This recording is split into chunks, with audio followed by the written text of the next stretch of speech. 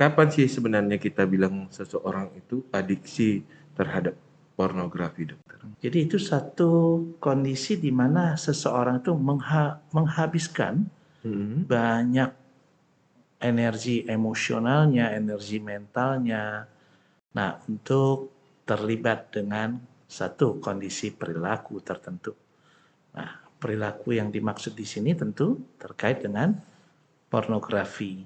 Orang tua yang mungkin melihat anaknya kedapatan menonton itu, dokter, dan terus-terusan sampai tadi dia itu kecanduan itu, sebenarnya itu bisa disembuhkan atau tidak, dokter? Kalau untuk penyembuhan tentunya bisa, ya, karena ini juga menjadi satu gangguan ya, gangguan adiksi namanya, gangguan kecanduan gitu. Nah, tentu bisa banget. Bagaimana sih cara kita itu untuk mencegah anak kita atau mungkin keluarga kita terjadi adiksi pornografi ini, dokter? Misalnya nih, ya ketika dia mojok, megang handphone, nah tentu tidak ada salahnya kita datang, kita samperin, kita jumpai dia gitu ya. Nah, kemudian kita lihat apa yang dilakukannya. Assalamualaikum, salam sejahtera, salam sehat jiwa. Bersama saya, Saifuddin Nasution, di acara Seksi Ansetas PP PDS KJI. Dan telah hadir di depan saya adalah Dr. Wijaya Taufik Tiji, Magister Kedokteran Spesialis Kedokteran Jiwa. Apa kabar, dokter? Puji Tuhan, baik. Terima kasih, dok, telah sering datang ke acara kami ini, dokter. Dan topik kita hari ini, dok, cukup menarik, di mana ini jadi suatu persoalan mungkin di kehidupan dan juga di masyarakat tentang pornografi ini, dok. Adiksi pornografi sebenarnya itu memang benar ada atau tidak pada topik kita hari ini, dok. Dan yang menjadi salah satu pertanyaan, dok, kapan sih sebenarnya kita bilang seseorang itu adiksi terhadap pornografi, dokter? Jadi kita biasanya selalu mengenal yang namanya adiksi itu kan kalau bahasa awamnya adalah ketergantungan ya. Iya. Nah, jadi orang selalu mengenal kalau adiksi atau ketergantungan itu selalu terkait dengan penggunaan narkoba. Benar. Ya. Nah, penggunaan zat-zat terlarang, ya. Penggunaan obat tidur. Benar. Kan seperti itu. Nah, ternyata pada penelitian lebih lanjut, nah ada yang namanya adiksi perilaku. Perilaku pun ada adiksinya Bisa. juga. Nah, jadi, salah satunya adalah pornografi adiksi. Jadi, jadi itu satu kondisi di mana seseorang itu menghabiskan banyak energi emosionalnya, energi mentalnya. Nah, untuk terlibat dengan satu kondisi perilaku tertentu. Nah, perilaku yang dimaksud di sini tentu terkait dengan pornografi. Karena dia kecanduan terus ya, dokter. Dia akan cari terus. Dan kalau tadi dokter bilang dia akan mencari terus dan terus, dokter, karena akibat perilakunya itu, dok. Sebenarnya sih apa sih yang mengakibatkan itu, dokter? Adiksi itu sebenarnya ada beberapa faktor yang mendasari. Ya, ada faktor memang faktor biologiknya, ada faktor otaknya gitu ya. Benar. Nah, ada faktor psikologiknya, ada faktor bagaimana seseorang itu berhadapan dengan stresor yang kita sebut sebagai mekanisme pertahanan egonya, ya. Nah, ada juga faktor lingkungan yang mendukung. Nah, jadi seseorang itu ketika menjadi kecanduan, ya, tentu adalah yang berubah di dalam sistem otaknya. Ada yang salah pada sistem neurotransmitter di kepalanya. Ada yang salah dengan bentuk ya, bentuk, ukuran, dari bagian-bagian otaknya. Nah, misalnya ada eh, lobus-lobus tertentu, bagian-bagian tertentu di kepala yang mengalami pengembangan bertambah besar atau ada yang bertambah kecil. Sampai membuat perubahan, dokter ya. Bisa. Menarik sekali. Nah, di sisi Mm-mm. lain tentu terkait juga dengan pengalaman kehidupan ya. Ini tentu Benar. faktor psikologis ya. Nah, pengalaman kehidupan. Nah, pernah seseorang itu melihat Mm-mm. orang lain menonton tayangan yang bersifat pornografi Mm-mm. seperti itu. Nah, kemudian dia coba-coba, Mm-mm. dia belajar dari sana, Mm-mm. merasa nyaman. Mm-mm. Akhirnya dia mencari. Hmm. Tadi dokter bilang ada perubahan yang menyebabkan yang terjadi di otak. Yang menarik bagi saya, apakah itu memunculkan ada gejala-gejala spesifik kayak gitu, dokter? Ya, ketika seseorang sudah menjadi kecanduan terhadap pornografi, Benar? tentu banyak gangguan-gangguan perilaku yang bisa terjadi. Mm-mm. Nah, dari hanya sekedar gelisah, Mm-mm. tidak tenang, ya, sampai ke gangguan mental berat. Jadi lebih agresif, Oh. ya, lebih menyerang, Mm-mm. pemarah, Sampai membuat marah tadi, dok. bisa. Dan kalau yang kita katakan ini adiksi ini sebenarnya pornografi ini kan kita lihat tuh dok pada anak-anak sekolah saja sudah sering ya kita dok melihat apa anak-anak sekolah yang menonton pornografi itu mungkin nggak anak-anak itu sampai menjadi adiksi dokter? Nah, eh, pornografi ini sebenarnya sudah menjadi satu kondisi yang melebar ya, meluas Hmm. ke segala sisi kehidupan. Ya, Hmm. dari segala umur juga ada. Ya, bahkan kemarin tuh kami sempat mengadakan seminar ya Ya. tentang pornography addiction Hmm. ya bersama dengan seksi psikoseksual dan marital PPPDS KJI ya. Hmm. Nah, topiknya itu adalah porndemic. Hmm. Porndemic itu bukan pandemik ya. Beda ya dok, beda ya Beda dok. lagi gitu.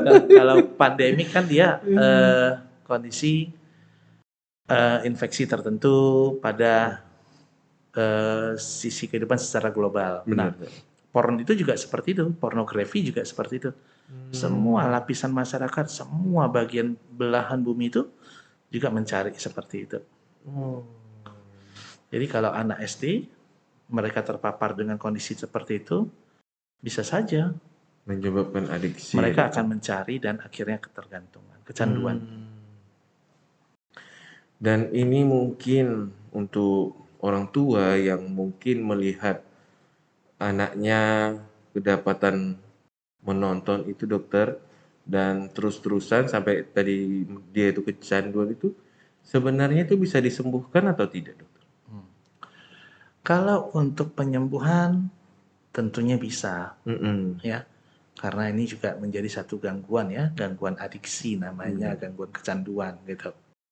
Nah, tentu bisa banget, Disembuhkan ya dokter. bisa banget. Dan bagaimana sih dok caranya biasanya yang dilakukan mungkin dari psikiater ya dok? Apa yang dilakukan? Apakah hanya berikan obatan atau bagaimana?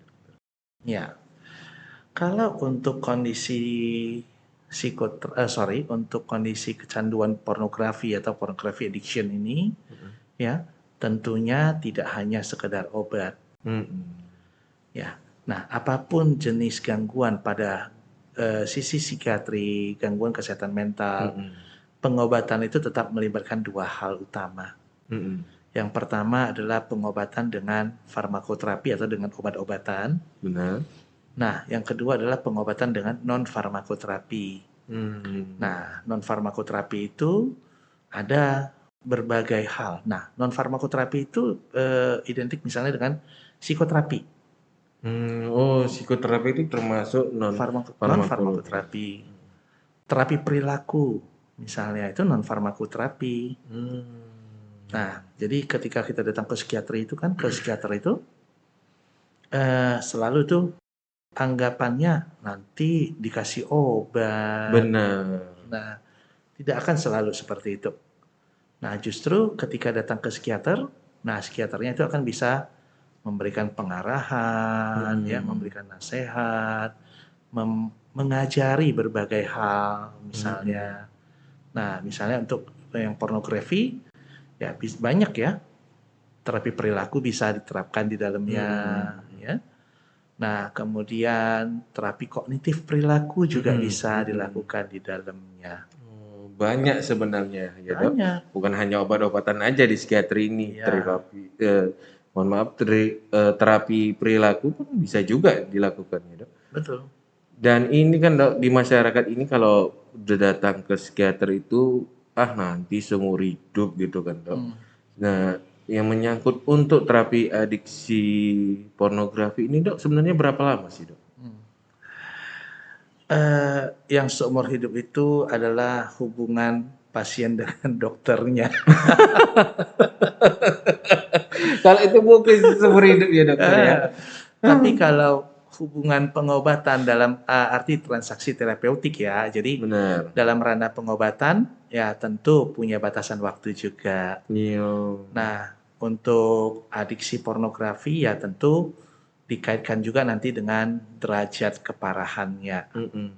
Ya, apabila memang dia faktor yang mendasarinya, yang menjadi etiologinya itu sesuatu yang lebih bersifat mendasar dan berat, tentu yang lama nanti di sisi psikoterapinya. Oh, psikoterapinya sebenarnya yang lama ya Iya, dokter. psikoterapi itu bisa sampai setahun, kadang-kadang bisa sampai 50 sesi. Seperti itu. Berarti nggak benar ya dok kalau datang psikiater nanti seumur hidup gitu ya kan dok. Nah, kalau Hubungannya itu yang seumur hidup ya dok. kalau hubungan ke psikiaternya Benar, ya pasti sih. bisa seumur hidup kan, Benar-benar dok. tapi pengobatan tentunya tidak. Tidak ya dok. Mungkin bagaimana sih cara kita itu untuk mencegah anak kita atau mungkin keluarga kita terjadi adiksi pornografi ini dokter, kecanduan pornografi ini dok. Kita bagi dulu ya, saya pikir ya, untuk anak ya, atau diri kita nantinya. Nah, untuk anak tentunya kita harus punya controlling yang ketat. Ya, kita punya pengawasan yang ketat terhadap anak kita. Nah, misalnya nih, ya ketika dia mojok, megang handphone, nah tentu tidak ada salahnya kita datang, kita samperin, kita jumpai dia, gitu ya. Nah, kemudian kita lihat apa yang dilakukannya. Nah, ingat, adiksi itu tidak hanya pornografi. Benar. Tadi yang seperti saya katakan di awal, perilaku ya. Perilaku. Online game addiction, ya, atau gadget addiction, itu juga bisa toh. Nah, jadi yang pertama tentu adalah adanya controlling dari orang tua. Nah, yang kedua tentu kita ketika mengasuh seorang anak ya tidak hanya sekedar marah. Benar. Langsung menjudge gitu ya dokter. Iya, memberikan label, memberikan satu penamaan tertentu ke dianya gitu ya. Nah, tentu kita juga harus punya pola asuh yang betul. Nah, ada parenting style yang baik pada anak misalnya ya, yang lebih mungkin mengajak diskusi, memberikan batasan, memberikan kebebasan juga, tapi yang bertanggung jawab, gitu ya. Nah, kedekatan dengan anak, nah tentu ini hal-hal yang bisa kita lakukan agar kita dapat mengendalikan adiksi pornografi. Nah, nggak ada salah juga, misalnya kita berikan edukasi seksual, sex education. Nah, tentu sex education ini juga disesuaikan dengan usia, tingkat pendidikan. Nah, itu juga kita harus ajarkan sedini mungkin. Berarti sex education ini sebenarnya sangat perlu atau bagaimana dok? Idealnya harus Harus ya dok ya. diberikan. Dan orang tua sebaiknya untuk menjadi untuk memberitahukannya atau bagaimana dok? Di awal itu tentu harus arahan dari orang tua. Nah, misalnya diajarkan ya, ketika anak itu kecil, mamanya itu mengajarkan, oh ini adalah organ seksual yang bersifat pribadi. Nah, ini namanya vagina, ini namanya payudara, ini namanya penis misalnya gitu. Jadi mereka bisa mengerti. Gitu. Nah, tentu akan didasarkan pada usia, pendidikan, nah juga cara penyampaiannya. Harus tepat ya dok. Ya, Kalau untuk di sekolah sendiri tuh seks edukasi itu perlu nggak? perlu, Perlu juga ya Perlu. dokter ya. perlu, sangat perlu sekali. Bahkan kemarin tuh sempat ada ranah bahwasanya sex education itu menjadi salah satu modul pembelajaran untuk pendidikan dasar. Iya. Menarik sekali dok, karena kan kalau seks edukasi itu kan masih ada pro dan kontra dalam hal itu kan dokter. Ya saya pun sebenarnya setuju juga untuk seks edukasi memang, tetapi lihat juga umurnya. Jangan semuanya langsung dikasih ya dok. Betul. Malah ketertarikannya lebih lagi ya dok ya. Betul. Terima kasih dok. Mungkin ada pesan-pesan dari dokter untuk orang-orang yang di rumah dokter. Ya. Adiksi pornografi itu banyak ya.